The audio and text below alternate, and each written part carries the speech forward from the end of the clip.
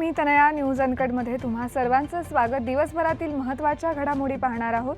मात्र त्याआधी नजर टाकूयात काही महत्त्वाच्या हेडलाईन्सवर. एसटी कर्मचाऱ्याच्या मुलीची पोलीस दलात निवड, वडिलांना दिली अनोख्या पद्धतीनं आनंद वार्ता. पुण्यात सुषमा अंधारे यांची पत्रकार परिषद, फडणवीसांवर हल्लाबोल.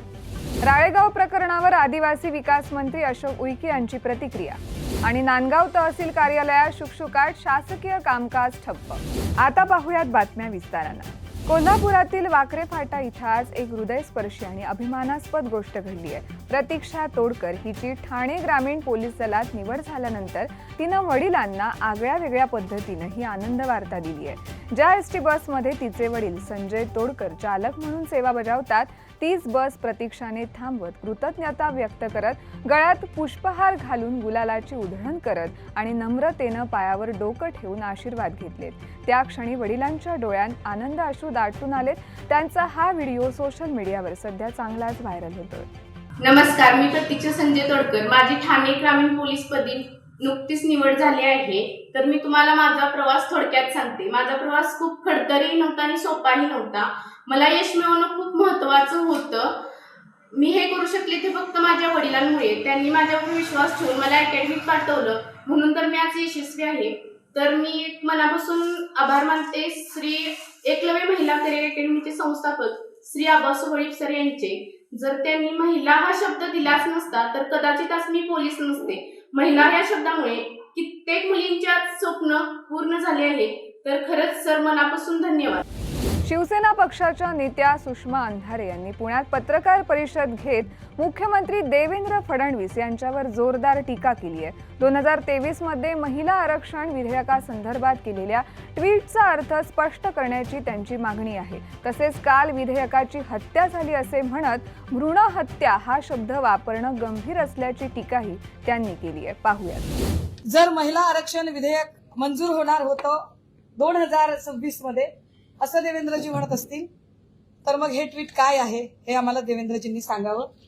हे ट्विट याची तारीख आहे 20 सप्टेंबर 2023 सकाळी 9:14 2023चं ट्विट आहे हे. आणि यात देवेंद्रजी असं म्हणतात, ऐतिहासिक क्षण, लोकसभेने आज महिला आरक्षण विधेयकाला बहुमताने मंजुरी दिली. विधेयकाच्या बाजूने 454 मते पडली. लोकसभा आणि राज्य विधानसभांमध्ये यामुळे महिलांना 33% आरक्षण मिळेल. पंतप्रधान नरेंद्र मोदीजी यांच्या नेतृत्वातील सरकारच्या अनेक ऐतिहासिक निर्णयांपैकी हे सुद्धा एक ऐतिहासिक पाऊल आहे. देशात रखडलेले अनेक प्रश्न निर्णय शून्यता आणि कर्तव्य शून्यतेमुळे अनिर्णित होते. आज नवा भारत सर्वसमावेशकतेच्या सर्वांच्या समान भागीदारीतनं विकासाच्या एका नव्या मार्गावर वाटचाल करतोय. माननीय पंतप्रधान मोदीजी यांचे खूप खूप आभार. संपूर्ण देशातील नारी शक्तीचे अभिनंदन. हे काय आहे हे आम्हाला जरा फडणवीस साहेबांनी समजावून सांगावं. आता एवढं सगळं असतानाही ते असं म्हणाले काल की हत्या झाली, विधेयकाची भ्रूण हत्या झाली. फार मोठा शब्द वापरलाय. भ्रूण हत्या हा शब्द कदाचित भाजपच्या लोकांना वापरताना काही वाटत नसेल, पण मी एक संवेदनशील स्त्री आहे. भ्रूण हत्या हा शब्द पोटात कालवा कालव करणारा आहे. भ्रूण हत्या या शब्दाचं गांभीर्य त्यांना कळेल ज्यांना गोधरा दंगलीच्या वेळेला एखादं बाळ खडकावर आपटून मारलं जात असताना ज्यांनी त्याचं रिपोर्टिंग केलंय ते बघणारे आणि ते रिपोर्टिंग वाचणारे, त्यांना त्या गोष्टीचं गांभीर्य कळेल. यवतमाळमध्ये घडलेल्या राळेगाव तस्करी प्रकरणावरती आदिवासी विकास मंत्री अशोक उईके यांनी प्रतिक्रिया दिल्या असून आज कडकडीत बंद ठेवण्याचा हेतू हा घडलेल्या घटनेचा निषेध करून पोलीस विभागाला सहकार्य करणे हा आहे, असं अशोक उईके म्हणाले. यापुढे असा कोणताही प्रकार घडणार नाही, कारण हे शांततामय शहर आहे, अशी भावना यावेळी त्यांनी व्यक्त केली आहे. आज कडकडीत बंद करण्याचा उद्देशाने हेतू सर्व व्यापारी वर्ग, सर्व विविध पक्षाच्या संघटना मिळून आज झालेली घटना अतिशय गंभीर असल्यामुळे त्या घटनेचा निषेध करणे आणि पोलीस विभागाला सहकार्य करणे. कारण पोलीस विभाग ताकदीनं तपास करत आहे. अनेक लोकांना त्यांनी तपासासाठी हातात घेतलेलं आहे. त्यामुळे पोलीस डिपार्टमेंटचं, पोलीस विभागाचं मॉरल आणि प्रोत्साहन द्यावं त्यांना त्यासाठी समर्थनार्थ आणि झालेल्या घटनेचं निषेधार्थ हा कडकडीत बंद आहे आणि शांततामय आहे. कुठल्याही प्रकारचा अनुचित प्रकार घडणार नाही, कारण शांततामय शहर आहे, शांतता राखणारे इथले लोक आहेत, त्यामुळे असा कुठलाही अनुचित प्रकार घडणार नाही याची कुठल्याही प्रकारची शंका नाही. पुण्यातील एका बहुराष्ट्रीय कंपनीमध्ये रेस्टरूमचा वापर एका विशिष्ट समाजाच्या धार्मिक विधीसाठी केला जात असल्याच्या तक्रारी समोर आल्यात. या दरम्यान इतर कर्मचाऱ्यांना रेस्टरूम वापरण्यास बंदी घातली जात असल्याचेही आरोप करण्यात आले असून या पार्श्वभूमीवर राज्यमंत्री माधुरी मिसाळ यांनी अशा प्रकारच्या अनेक तक्रारी त्यांच्याकडे आल्या असून या संदर्भात त्यांनी पोलीस आयुक्तांना पत्र पाठवलं आहे आणि त्यांच्याशी चर्चा देखील केली आहे अशी माहिती दिली आहे. नमस्कार.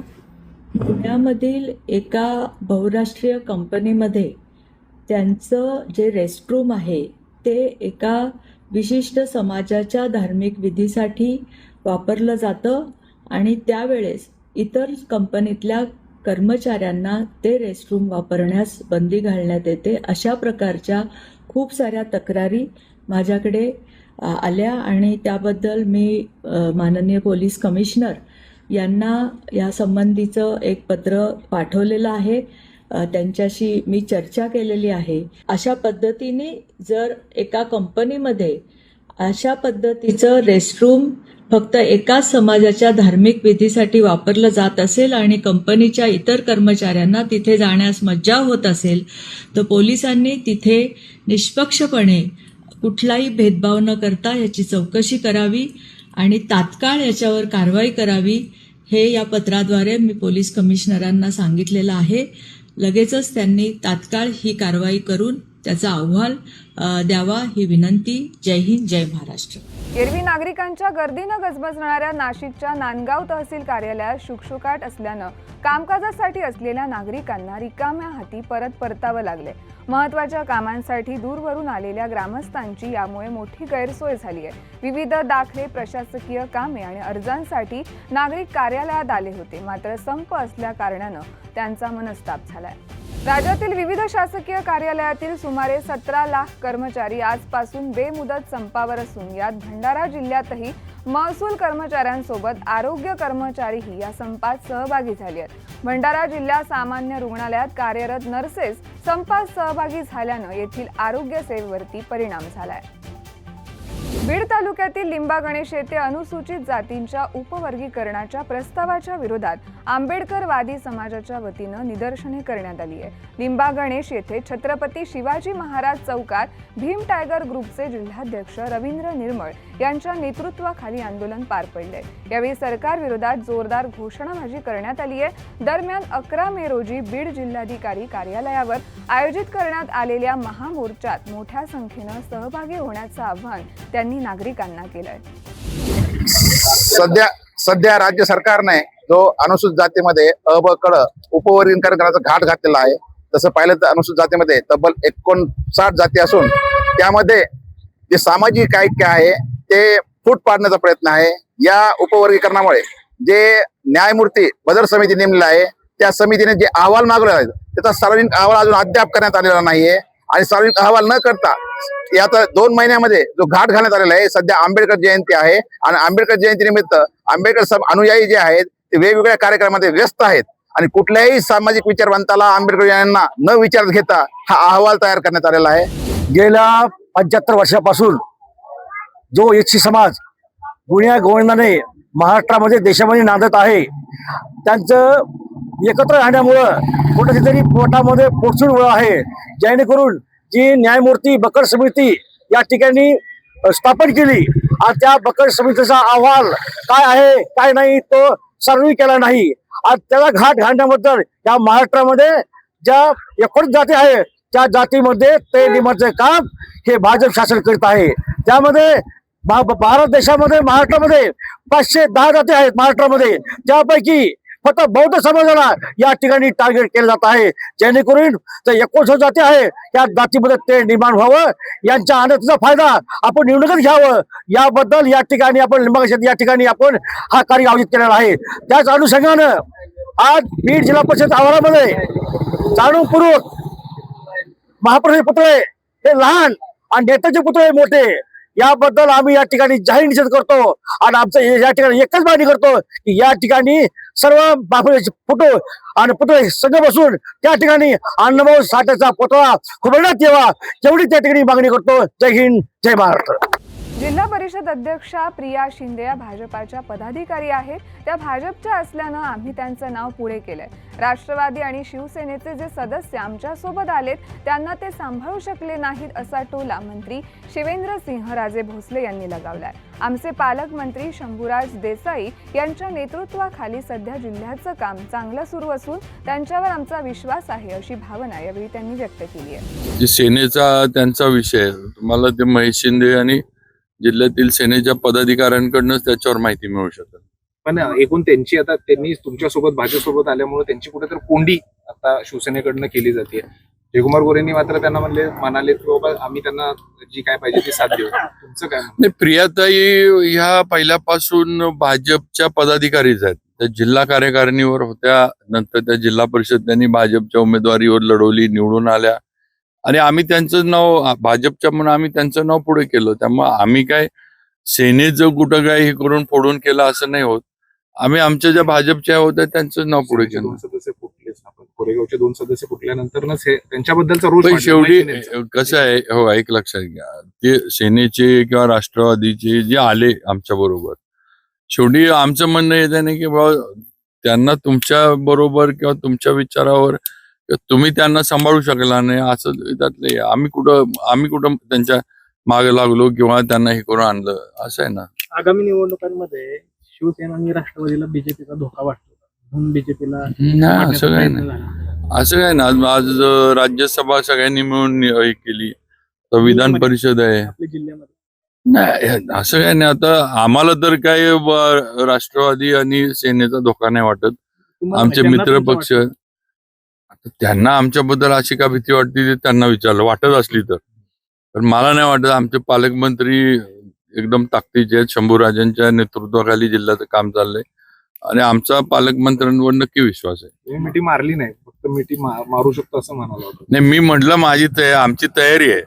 त्यांनी म्हणजे थोडं त्यावेळेला जरा अंतरावर ठेवलं. महाराष्ट्र राज्य माध्यमिक व उच्च माध्यमिक शिक्षण मंडळाच्या अमरावती विभागीय कार्यालयातील कर्मचारी संघटनांनी 20 एप्रिल पासून आंदोलन सुरू केलं. दरम्यान मंडळातील 591 पैकी 386 कनिष्ठ लिपिक पदे रिक्त असल्यानं कर्मचाऱ्यांवर कामाचा मोठा ताण आहे. तर ही परीक्षा व निकालाची कामं वेळेत पूर्ण केली जात असल्यानं संघटनांचं म्हणणं आहे. प्रशासनाकडे वारंवार निवेदन देऊनही प्रतिसाद मिळत नसल्यानं कर्मचाऱ्यांमध्ये नाराजी वाढली असून अन्यायकारक निर्णय मागे घेण्याची मागणी करण्यात येते. मागण्या मान्य न झाल्यास 28 एप्रिल पासून काम बंद आंदोलनाचा इशारा देण्यात आलाय. मी आशिष नागतोडे, कर्मचारी महासंघटना राज्य कोषाध्यक्ष. डिसेंबर 2025 पासून आमच्या ज्या बदल्या बढत्यांचे निकष होते या निकषांवर राज्य मंडळ प्रशासनाने IAS अधिकारी बसले तेव्हापासून गदा आणून आमच्या ज्या बदल्यांचे निकष आहे हे बदलवून राज्य शासनाच्या निकषाप्रमाणे सदर बदल्या करण्याचं एक घाट घातलेला आहे. आणि त्याच विरुद्ध आमचं हे आंदोलन आम्ही आज या ठिकाणी छेडलेलं आहे की जेणेकरून आमच्या ज्या निकषानुसार आमचे जे निकष ठरलेले होते 1993 पासूनचे ते निकष आजपर्यंत ज्या पद्धतीने आमच्या बदल्या होत होत्या त्या बढती बदल्याचे निकष तसेच पूर्ववत ठेवावे अशी आमची एकमुखी सर्वांची मागणी आहे. कोल्हापुरातील चांदोली प्रकल्पग्रस्तांनी पुनर्वसनासाठी वनविभागाच्या कार्यालयासमोर बेमुदत ठिय्या आंदोलन सुरू केले. चांदोली अभयारण्यासाठी परिसरातील 7 गावांतील 2800 हेक्टर जमीन संपादित करण्यात आली होती. मात्र आतापर्यंत या प्रकल्पग्रस्तांना फक्त 100 हेक्टरच जमीन पुनर्वसनासाठी देण्यात आली आहे. त्यामुळे पुनर्वसनाच्या प्रकल्पासाठी 1814चं कलम लागू करण्यात यावं आणि 942 प्रकल्पग्रस्त खातेधारकांना 900 हेक्टर जमीन देण्यात यावी. याशिवाय बेकायदेशीर ठरलेल्या प्रकल्पग्रस्तांना पूर्ववत करावं या मागणीसाठी प्रकल्पग्रस्तांनी आंदोलन सुरू केलंय. माझं नाव मारुती पाटील, सरमिक मुतेर, कोल्हापूर जिल्हा. आमचा गेल्या 29 वर्षापासून या फॉरेस्ट कार्यालयाची सलग आमचा संघर्ष चालू आहे.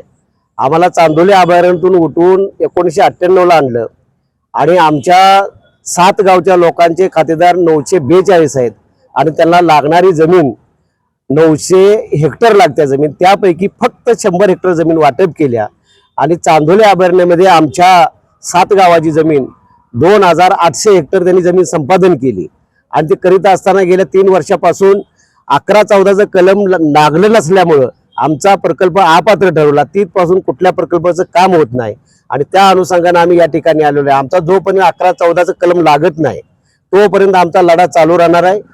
आमची काल बैठक झाली, आता कलेक्टर मला वाटतं 4 तारखेला हजर होणार आहेत. कलेक्टरशी एक बैठक झाली पाहिजे, मंत्रालय दोन्ही मंत्र्यांसोबत पुनर्वसन मंत्री, वन विभागाचे मंत्री यांच्यासोबत संयुक्त बैठक होऊन 11-13चं कलम जे आहे ते लागू झालं पाहिजे, त्याच्याशिवाय आम्हाला पर्याय नाही. शासनाच्या संजय गांधी निराधार योजनेचा लाभ घेण्यासाठी दरवर्षी सादर कराव्या लागणाऱ्या हयातीच्या पुराव्यासाठी नाशिकच्या नांदगाव तहसीलच्या सेतू कार्यालयात ग्रामीण भागातील वयोवृद्धांनी मोठी गर्दी केली आहे. लाभ सुरू ठेवण्यासाठी दरवर्षी हयातीचा दाखला देणं अनिवार्य आहे. मात्र शासकीय मदतीच्या प्रतीक्षेत असलेल्या या निराधारांना दाखला मिळवण्यासाठी कसरत करावी लागत असल्यानं प्रशासनानं या प्रक्रियेत सुलभता आणावी अशी मागणी होतीये. या बातमीसह वेळ झाली आहे इथेच थांबायची. तोपर्यंत पाहत राहा न्यूज अनकट.